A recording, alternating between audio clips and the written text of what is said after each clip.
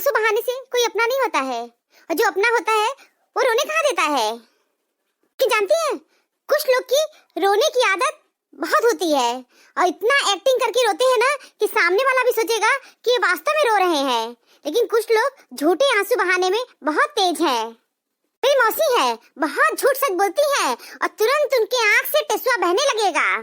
जानती है, मुझे तो बहुत आश्चर्य होता है कि मेरी मौसी ना झूठी कसम खा जाती हैं, झूठ झूठ का कसम खा जाएंगी। बुढ़ापे में भी झूठ झूठ कसम खाती हैं।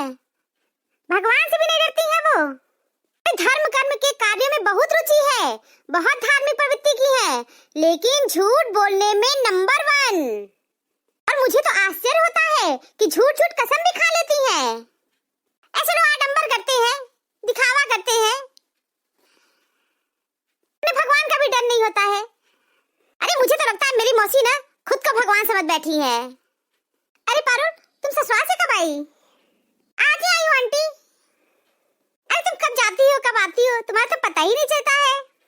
अरे आंटी, मैं कोई गुमसुम थोड़ी ना हो गई हूँ कि मेरा पता लगाना है। मेरा मायका है, जब मन करेगा मैं आती हूँ, जब मेरा मन करेगा चली जाऊंगी।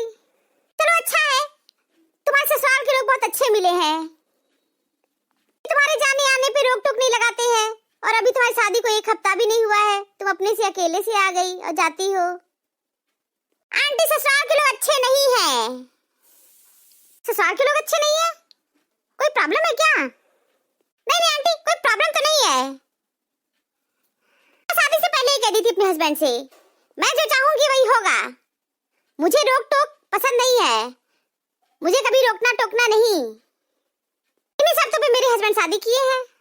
मैं तो शादी से पहले जॉब करती हूँ, हस्बैंड पे आश्रित थोड़ी नहीं हूँ। आश्रित होती तभी रोक टोक लगाते। मेरी जो इच्छा होती है, मेरे जो शौक होते हैं ना, मैं अपने शौक को पूरा करती हूँ।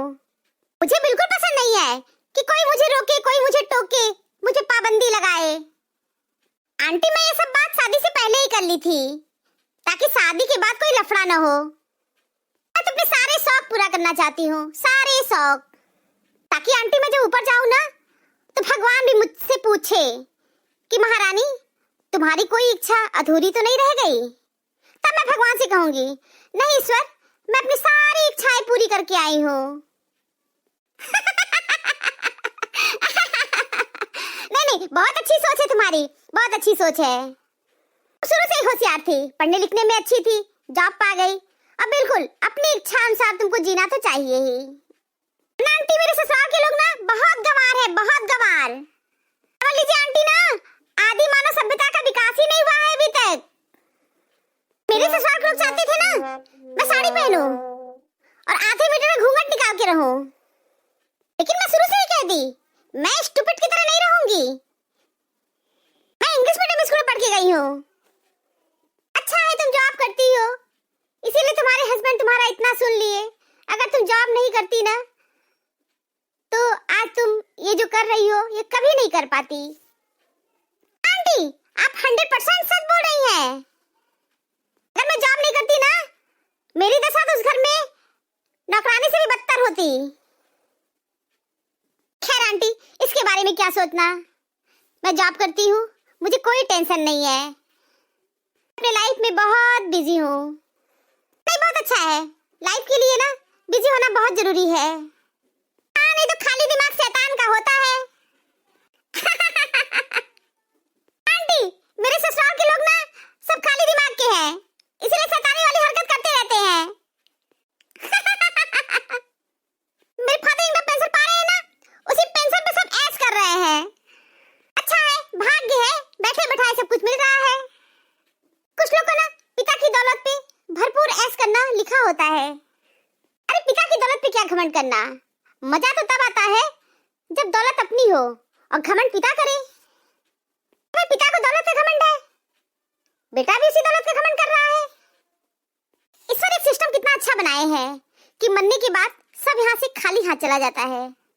ये सिस्टम तो सदियों से बनाया है, लाखों करोड़ों अरबों खरबों वर्ष पहले, कि खाली हाथ कोई आया है और खाली हाथ ही सब जाएंगे। लेकिन जानती है, अगर ऐसा होता कि मनुष्य मरने के बाद अपना सब कुछ लेके उड़ जाता, फिर सोचिए कैसा होता। फिर धरती पूरी नरक बन जाती, नरक से भी बदतर। जानती हो, अगर ऐसा होता कि मरने के बाद हर इंसान अपना सब पूछ लेकर ऊपर उड़ जाता ना, तो धरती नरक से एकदम भरी पड़ी होती। लोग एक दूसरे का पैर पकड़ के रहते, उनके तलवे चाटते। ऐसा इसलिए करते कि आदमी अगर मर जाएगा तो सब कुछ ऊपर लेके चला जाएगा, और फिर मरने वाला व्यक्ति भी कहता कि देखो अगर तुम मेरी सेवा नहीं करोगे ना, तब मैं तुझे भिखमंगा बना के चला जाऊंगा। तो लोग पैर पकड़ के रहते। बात तो सही है।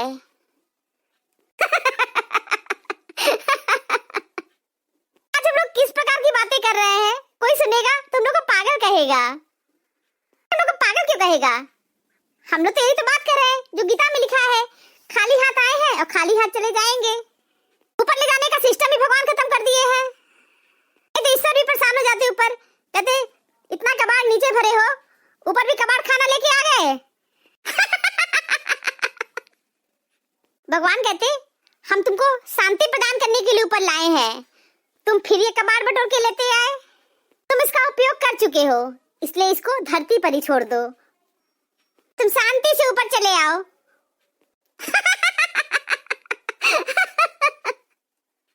और फिर मरने के बाद शांति ही शांति है। आंटी, जिसका नाम शांति होता है, हम अक्सर देखते हैं कि वो लोग जीवन में शांति से नहीं रहती है। क्या है ना बेटा, हम सब यहाँ शांति से नहीं है।